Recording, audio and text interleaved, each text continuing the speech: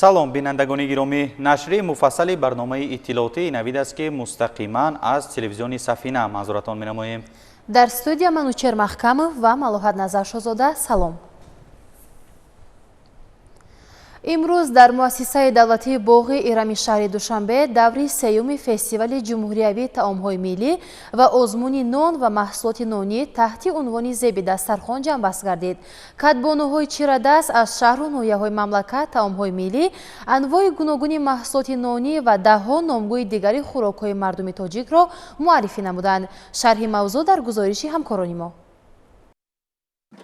озмуни мазкур бо мақсади тарғибу ташвиқи арзишҳои миллӣ, анъанаҳои ниёгон ва эҳёи таомҳои милливу пухтани нонҳои маҳаллӣ доир гардида, ҳадафи дигар суръату сифати тоза бахшидан ба ҳунару маҳорати волои халқи тоҷик, ҷалб ва ҳавасмандгардонии катбонуҳо мебошад. Фестивал аз ҷониби раёсати иттифоқи тоҷикматлубот бо ҷалби ҳунармандону катбонуҳо ва нонпасҳои моҳири кишвар ташкил шуда, он ба иди ҳақиқии миллӣ табдил ёфт. Дар расми интиҳои фестивали таомҳои миллӣ муовини сарвазири мамлакат Сулаймон Зиёзода ва дигар шахсони расмӣ иштирок намуда аз растаи намоиши таомҳои миллӣ ва маҳсулоти нонии минтақаҳо дидан карданд ва ба маҳорати катбонугӣ ва нонпазии ҳунармандон баҳои баланд доданд.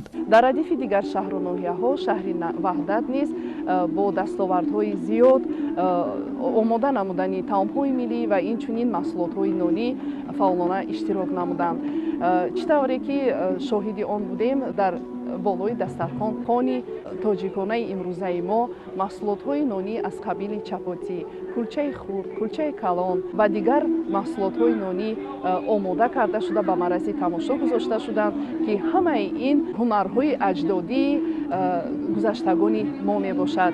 дар ин фестивалу озмун бо унвони ноҳияи шаҳри нав бо таомҳои миллӣ омода карда ва маҳсулотҳои нонӣ ки бо дасти худ омода намуданд ба пешкаши мардуми шаҳри Душанбе ба намоиш бароварданд. оиди ҳамин анъанаҳои миллӣ дар ноҳияи шаҳри нав марказҳои касбомӯзӣ ба роҳ монда шудааст ки дар он бештар занону бонувони хонашин ба ин касбомӯзӣ ҷалб гардиданд ки аз он ҷумла қолинбофӣ, атласбофӣ, зардӯзӣ, сӯзандӯзӣ ва ғайраҳо ба роҳ монда шудааст. гӯшаи алоҳидаи намоишгоҳро ҳунармандони вилояти Хатлон оро дода буданд. дар ин ҷо катбонуҳо беш аз 40 намуди маҳсулоти нониро ба маърази тамошо гузошта ба сокинону меҳмонони пойтахт фарҳанги нондориву нонпазии ин минтақаро муаррифӣ карданд. аз ҷумла дастурхони нонпазони шаҳри Кӯлобро 12 намуд анвои гуногуни маҳсулоти нонӣ ташкил медод. қобилу аз зикр аст ки дар ин минтақа бо мақсади соҳибҳунар гардидани ҷавонон аз ҷумла духтарон марказу муассисаҳои махсуси касбомӯзӣ фаъолият менамояд ки дар тарбия ва соҳибкасб намудани занону бонувон нақши арзишманд доранд. ҳунармандони шаҳри Кӯлоб ҳам дар ин озмун фаъолона иштирок намуданд ва 12 намуди нонҳоро ба маърази тамошо гузоштанд ва мақсади баргузории ин озмун аз он иборат аст ки барои омода намудани ҷавондухтарон ба ҳаёти мустақилона ва омода намудани он таомҳои миллие ки аз давраи қадим то ба имрӯз ба мо омада расиданд ба худи ҷавондухтарон нишон дода шавад. дар шаҳри Кӯлоб маркази рушди касбият фаъолият карда истодааст ва дар он ҷо курсҳои кӯтоҳмуддат ҳастанд ба муҳлати 3 моҳ 6 моҳ ки ба ҷавондухтарон ҳамаи намуди аз он ҷумла пухту паз, духтани либосҳои миллӣ ва дигару дигар ҳунарҳоро ба ҷавонон нишон дода истодааст. дар қисмати дуюми фестивали таомҳои миллӣ озмуни нон ва маҳсулоти нонӣ муовини сарвазири мамлакат баромад намуда ба ҳозирин ҷиҳати дастгирӣ намудани ҳадафҳои ҳукумати кишвар дар самти рушди соҳаи ҳунару эҳёи таомҳои миллӣ изҳори миннатдорӣ намуд. гуфта шуд ки имрӯз ҳукумати ҷумҳурии Тоҷикистон бо мақсади соҳибкасб гардидани ҷавонон тамоми имкониятҳоро муҳайё сохта барои рушди соҳа дар ҳар шаҳру минтақаҳои кишвар мактабҳои махсуси касбомӯзӣ ва литсею коллеҷҳоро бо ҷадидтарин дастгоҳу лавозимоти зарурӣ муҳайё сохтааст. дар ҳамин ҷо ба як қатори иштирокдорон ва катбонуҳои фаъоли озмун аз шаҳру ноҳияҳои мамлакат тӯҳфаву сипосномаҳои дастандаркорон тақдим гардид. барномаи фарҳангӣ ба фестивали таомҳои миллии имсола анҷом бахшид.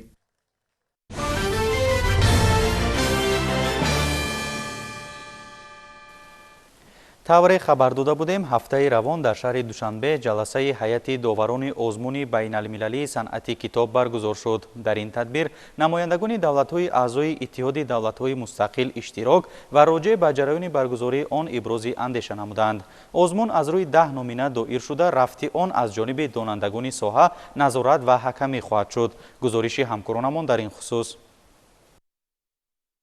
ҳаминак маротибаи 21 аст ки озмуни байналмилалии санъати китоб миёни кишварҳои узви Иттиҳоди давлатҳои мустақил баргузор мегардад. ин тадбир дар ҳоле рӯй даст гирифта шуд ки ҳанӯз аз соли 1999 аз ҷониби кишварҳои аъзо дар ин самт тавофуқоти ҳамкорӣ ба миён омадаву амалишавии онро сохторҳои марбут ба ин соҳа бар уҳда доранд. ҷониби Тоҷикистонро дар ҳама тадбирҳо роҷеъ ба ин масъала Вазорати фарҳанги мамлакат намояндагӣ мекунад. мизбони даври аввали озмунро ки баррасии китобҳо аст, имсол шаҳри Душанбе бардошт дорад ва дар он 7 давлат Озарбойҷон, Арманистон, Беларус, Казоқистон, Қирғизистон, Русия ва Тоҷикистон иштирок мекунанд. Мы находимся в красивом, солнечном, зеленом городе Душанбе. Это большая честь, что очередное заседание проходит в этом городе. 21-е заседание международного конкурса искусства книги с государств стран СНГ проходит в городе Душанбе. Благодарим от имени Министерства культуры Азербайджанской Республики, Министерства культуры Таджикистана за то, что так тепло встретили нас, дали нам шанс увидеть этот красивый город, прогуляться в нем.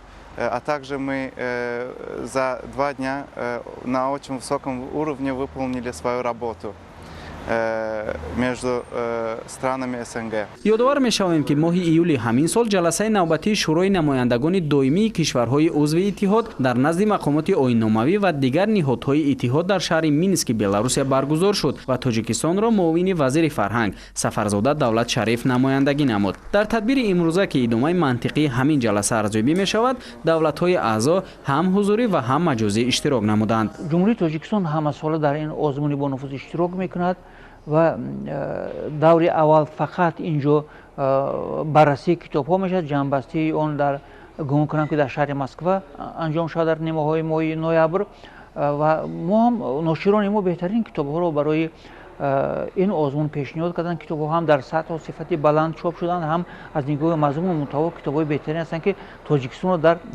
ҳавзаи Иттиҳоди давлатҳои мустақил бисёр хуб муаррифӣ мекунанд. Конечно, главный мост дружбы – это книга издания, и мы приехали сюда, чтобы уже в 21 раз подвести итоги конкурса, международного конкурса, который называется «Искусство книги». Очень приятно видеть, когда книги про одну страну выпускаются в другой стране, когда выпускаются совместные издания между странами, когда издательства публикуют произведения друг друга. Это всегда очень сближает нас как книгоиздателей, нас как книгораспространителей, ну и, конечно же, читателей, которые будут эти книги читать. Потому что самое главное, ради кого мы работаем, это, конечно же, читатель.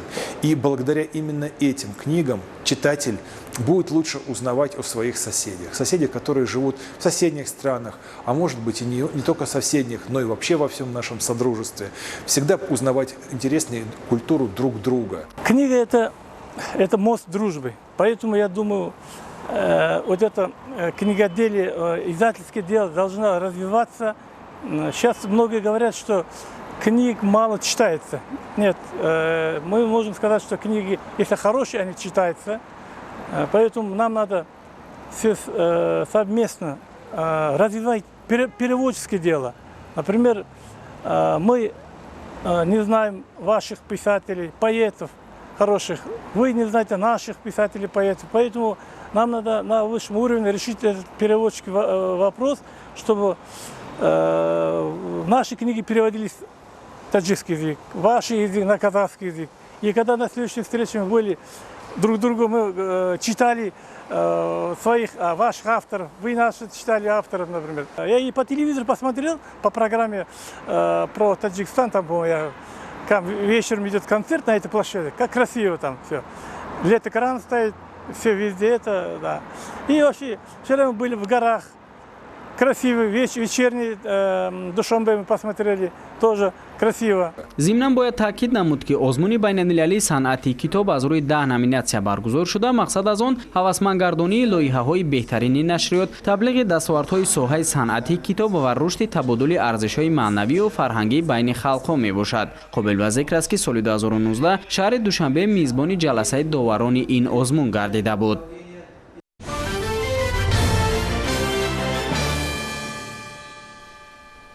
бахшида ба ҷашни 35-солагии истиқлоли давлатӣ дар ҷамоати деҳоти шурободи ноҳияи Шамсиддин Шоҳин бунёди 120 иншооти ҷашнӣ ба нақша гирифта шудааст. дар баробари ин сокинони ин ҷамоат тасмим доранд то фаро расидани ин ҷашни фархунда роҳу ҷодаҳои байни деҳаҳои ҳудуди ҷамоатро таъмиру тармим намоянд. роҳи байни деҳаи Девдор то маркази ноҳия ки масофаи 3 километру 200 метрро дар бар мегирад, дар доираи ҳамин тадбирандешиҳо таъмир карда мешавад. гузориши Хоҷа Назриев аз ҷараёни таъмири ҳамин роҳ омода шудааст. ин роҳи байни марказии ноҳияи ба номи Шамсиддин Шоҳин деҳаи Шурообод то деҳаи Девдор мебошад. масофаи он 3 километр 200 метрро ташкил медиҳад. ин мошину дигар техникаҳо инҷо ба сохтмону навсозии роҳ сафарбар карда шуданд. сохтмону навсозии роҳ бо пешниҳоди мақомоти иҷроияи ҳокимияти давлатии ноҳия ва ҷалби шахсони саховатманд сокинони деҳаи Девдор дар доираи корҳои ободонӣ бахшида ба ҷашни 35-солагии истиқлоли давлатии ҷумҳурии Тоҷикистон рӯзи 14 июл оғоз гардид. طبق نقشه مقرر نموده اعضای گروه مقامات خودفعالیت جمعیتی دیودار با نقشه گرفتیم که در دوام 20 شبانه روز که به واسطه شبانه روز کارها رفته ایستادند کاری آغاز نموده را انجام داده مورد استفاده قرار دهیم. وابسته به کارهای با نقشه گرفته و دستگیری صاحبکاران محلی اقدام داریم که بعد سنفر ساختن راه داخلی محله و با استفاده دهی در سال آینده به نقشه داریم راهی مذکور را منفرش کرده مورد استفاده قرار دهیم. این راه در حالت ویرانه قرار داشت. مخصوصا فصل زمستان رفت آمد ساکنان و نقلیات را دشوار می‌گردید. اطلاع دادند ساکنان. ما ساکنان دهه دیودار مشکلی راه داشتیم در فصل زمستان به نوعیه را رفت آمد نمی‌توانستیم. شورانه سیاست پیشگرفته راهبر دولت که امروز تنجی و امانی مردم و تشبث کاری خودشون دستگیری مردم قطع امروز مردم سهم گذاشتند و در راه را بلند برداشتند تا اینکه در فصل زمستان مشکلی ما آسان گردد. روی مذکور ساختمانش طبق قاعده‌های ساختمانی راهسازی برآمانده شده است. در نوبت اول کارهای پیش از منفرش نمودن راه تکرسی آن انجام داده می شود. طور خود ساختمانچیان گفتند راه پست و ناهموار برای حرکت واسطه‌های نقلیات دشوارگذر بود. در بعضی قطعه‌ها لازم آمد که آن را 1 و 2 متر بلند کرده به دیگر قطعه‌های آن هموار و راست کنند.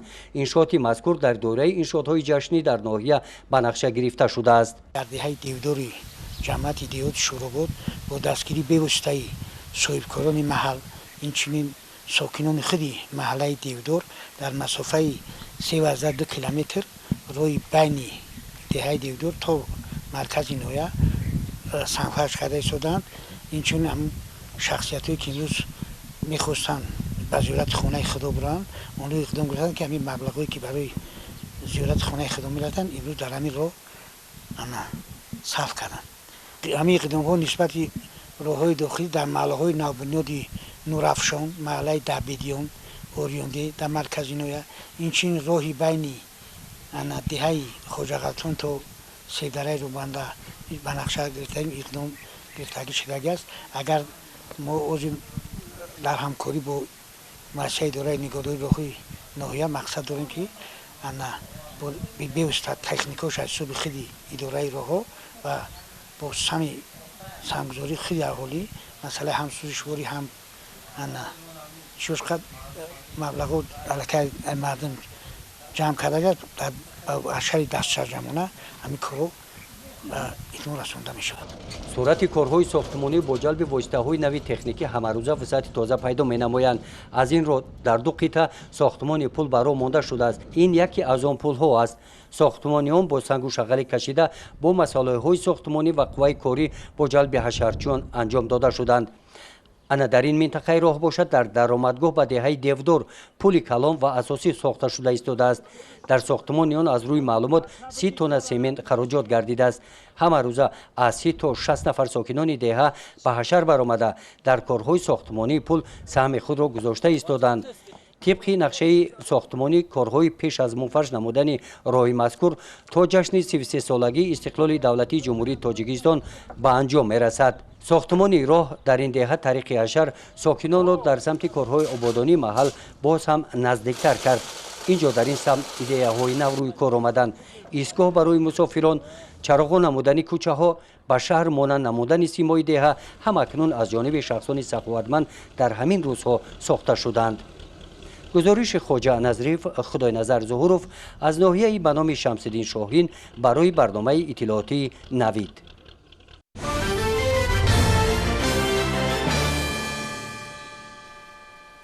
дар шаҳру ноҳияҳои мамлакат бо мақсади дар сатҳи баланд истиқбол гирифтани 35-солагии истиқлоли давлатии ҷумҳурии тоҷикистон чорабиниҳои сиёсию фарҳангӣ ва маърифатӣ ҷараён доранд. дар ноҳияи ҳамадонӣ ҳамин гуна чорабиниҳо бо иштироки тамоми қишрҳои ҷомеа таҳти унвони шоми истиқлол гузаронида мешаванд. тафсилот дар гузориши навбатии мо. дар доираи баргузории чорабиниҳо бахшида ба истиқболи сазовор аз 35-солагии истиқлолияти давлатии ҷумҳурии тоҷикистон дар маркази ноҳия ва ҷамоатҳои деҳоти ноҳияи ба номи Мир Саид Алии Ҳамадонӣ ҳамоишҳои фарҳангӣ маърифатӣ идома доранд, ки дар онҳо шумораи зиёди сокинон иштирок менамоянд. ҳамин гуна як чорабинӣ зери унвони шоми истиқлол дар ҷамоати деҳоти Чӯбек баргузор гардид. муовини раиси ҷамоати деҳоти мазкур аз дастовардҳои замони соҳибистиқлолӣ дар ҳудуди ҷамоати деҳот, пешрафти соҳаҳои гуногуни хоҷагии халқ сухан гуфт. мувофиқи нақшаи ба ҷашни 35-солагии истиқлолияти ҷумҳурии тоҷикистон 49 иншоот ба нақша гирифта шудааст, ки аллакай мо 18-та чи иншооти ҷашни 35-солагии ба нақша гирифтагӣ ба истифода дода шуд. дар ҷамоат деҳот Чӯбек 544 хоҷагии деҳқонӣ фаъолият мекунад, ки ҳамаи хоҷагиҳо ба соҳаи пахтакорӣ, соҳаи ғалакорӣ, соҳаи сабзавоткорӣ машғул мебошанд. дар ин чорабинӣ фарҳангӣ маърифатӣ сокинони ҷамоати деҳот дастовардҳои хешро ба намоиш гузоштанд.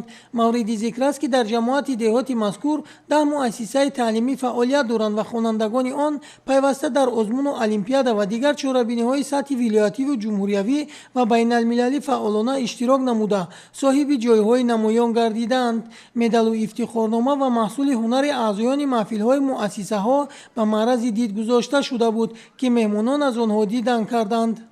من سرول مینداری خود را به اساسگذار صلح و وحدت ملی، پیشوای ملت، پرزیدنت جمهوری تاجیکستان محترم امامعلی رحمان میرسانیم که برای ما جوانان چنین آزمونها را پیشنهاد کرده است و من سرول خودم اشتراکچی آزمون جمهوری از فن گئوگرافیا می باشم و من در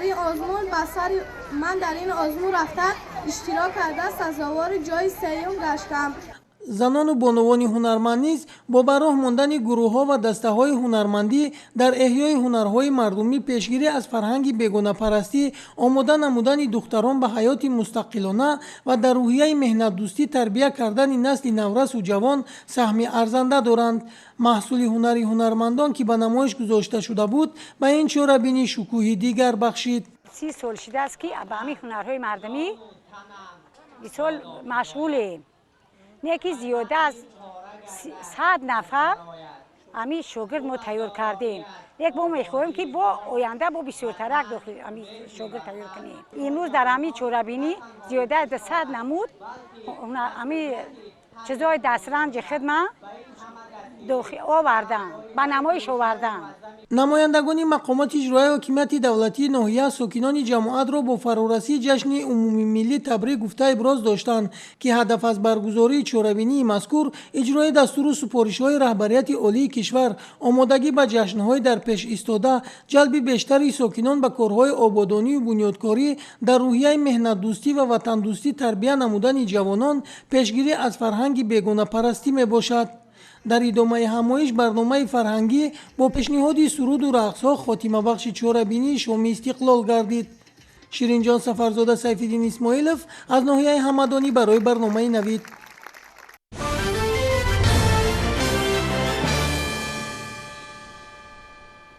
соли маърифати ҳуқуқӣ эълон шудани соли 2024 марҳилаи нави рушди ҷомеа дониста мешавад.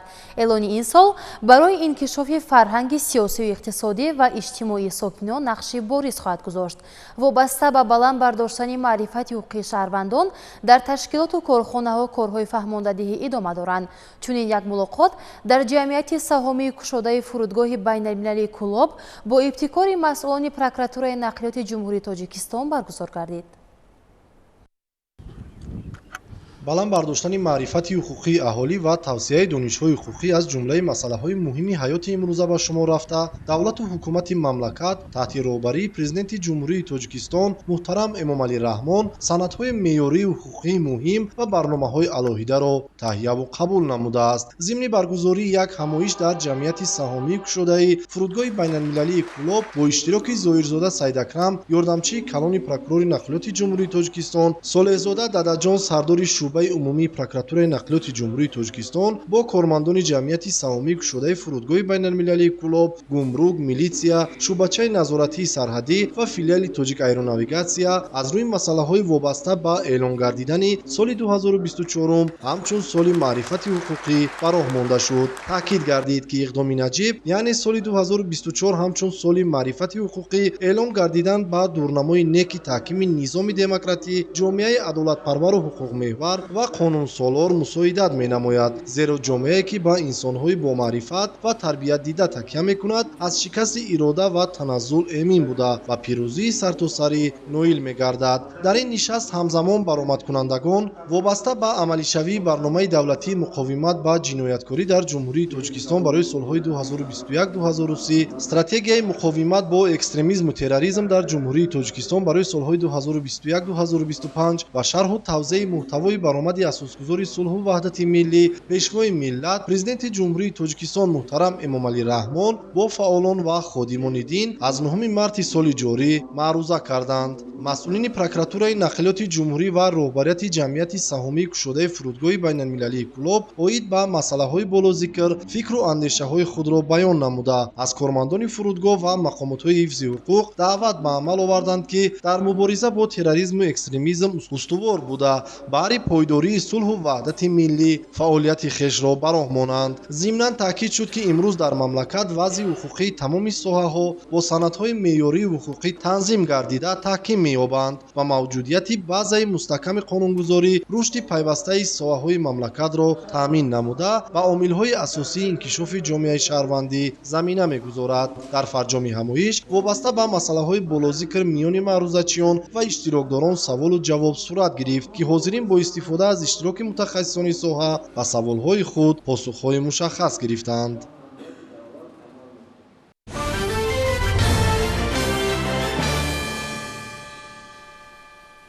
дар арафаи фарорасии соли нави хониш бо ибтикори раёсати маорифи шаҳри Бохтар дар маркази вилояти Хатлон ярмаркафурӯши сару либоси мактабӣ баргузор гардид. тибқи иттилои ҳамкорони мо дар ин ярмарка ҳамаи корхонаву коргоҳҳои шаҳри Бохтар иштирок намуда маҳсулоташонро ба сокинони шаҳр пешниҳод намуданд. то фаро расидани соли нави хониш на камтар аз як моҳи дигар боқӣ мондааст. ба ин хотир шӯъбаи маорифи шаҳри Бохтар намоишфурӯши либосҳои ягонаи мактабиро роҳандозӣ намуда, дар он маҳсулоти ба тозагӣ истеҳсолгаштаи коргоҳҳои дузандагӣ пешниҳоди мизоҷон гардонида шуд. имрӯз дар маркази шаҳри Бохтар баҳри тақвият додани истеҳсоли саноати дохилӣ ва ҳамзамон таъмин намудани хонандагон ва муҳассилини тамоми муассисаҳои таҳсилоти миёнаи умумии шаҳри Бохтар ярмарка фурӯши сару либосҳои мактабӣ рафта истодааст ва албатта имрӯз аз он ки падару модарон ҳамроҳи фарзандони худ омада аз ин маҳсулотҳо харидорӣ менамоянд, боиси албатта сарфарозии ҳар як омӯзгор аст, ҳар як тарбиятдиҳанда. аз дизайн ва духту матои ин сару либосҳо дидан намудем ва як чиз мусаллам аст, ки ҳар як муассисаи таълимӣ метавонад, ки вобаста ба завқу хоҳиши ҳамун волидайни худ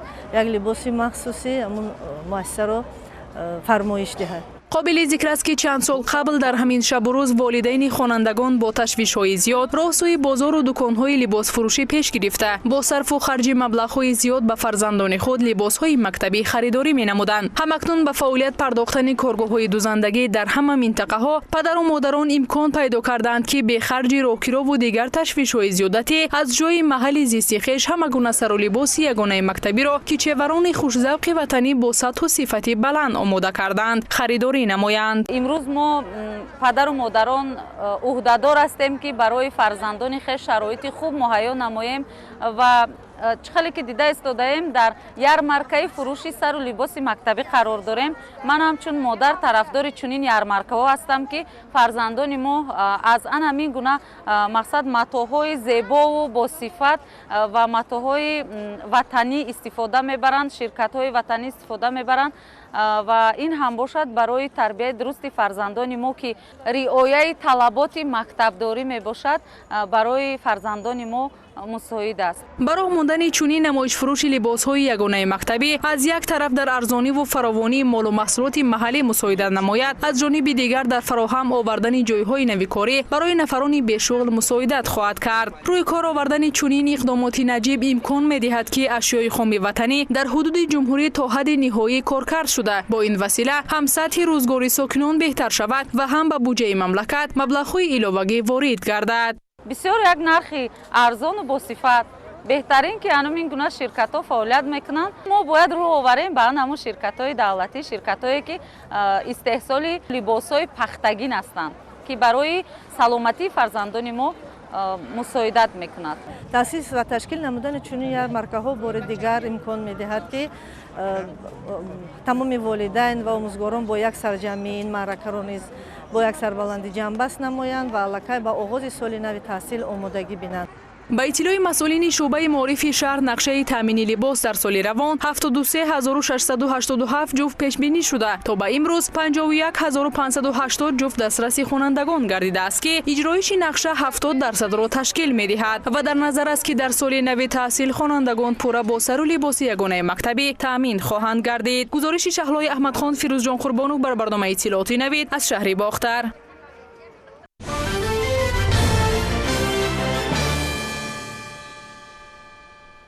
در یک وقت به خاطر در سطح بلند آغاز کردن سال نو خوانش کارهای دیگری تدارکاتی نیز ادامه دارند. از جمله همین حالا در همه مؤسسه‌های تعلیمی تعمیر و تجدید صنفخانه‌ها صورت بخشیده می شود، زیرا تا آغاز سال نو تحصیل فرصت کم باقی مانده است. در مؤسسه‌های تعلیمی ناحیه رشت آخرین کارهای تعمیری انجام داده می شود. اطلاع می‌دهد همکار ما فضل‌الدین محدبکوف. امروز در تمام مؤسسه‌های تعلیمی ناحیه رشت آمادگی‌ها به سال خوانش نو ادامه دارد. طبق اطلاع مسئولین شعبه معارف ناحیه، همه سال در تعطیل سه ماهه تابستانه در همه صنفخانه و حجره‌های کاری کارهای رنگ و بار صنفخانه و تالارها و کارهای تعمیر و برقرارسازی بناهای تعلیمی به انجام رسانیده. در برابر تعمیر مؤسسه‌ها صنفخانه‌های علاوه‌ای تا سال خوانش نو ساخته به استفاده داده می‌شوند. گروه ایجادی ما از آمادگی‌های مؤسسه‌های تعلیمی جماعت‌های دوردست حائط و یسمن دیدن نمودیم. آموزگاران مؤسسه‌های تعلیمی با دستیاری کمیته پدر و مادران، صاحبکاران و سخاوتمندان بنا و صنفخانه‌های تعلیمی را به سال خوانش نو آماده می‌سازند.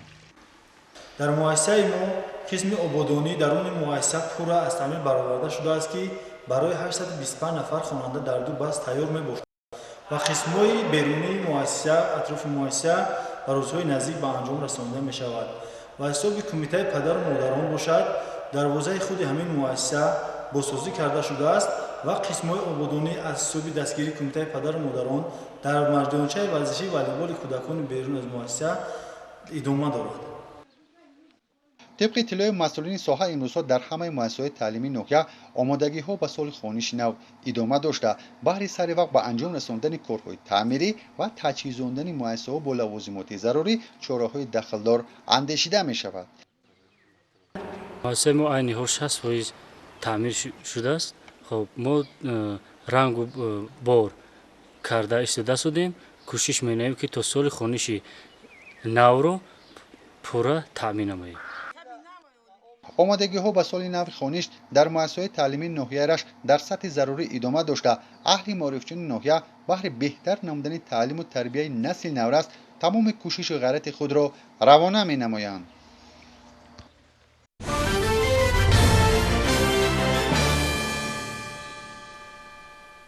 حرارت اقیانوس‌ها در منطقه خرسنگ‌های زیرآبی بزرگ که در استرالیا جایگیر است به سطح بلندترین رسیده است. عالمان گفتند که چنین حالت دوام 400 سال اخیر مراتبه اول به قید گرفته می شود. در یونان ساختمانچیان آثاری را پیدا کردند که تاریخش به عصر 4 پیش از میلاد می رسد. شرح بیشتری خبرها از خارج مملکت در صحیفه نوبتی برنامه.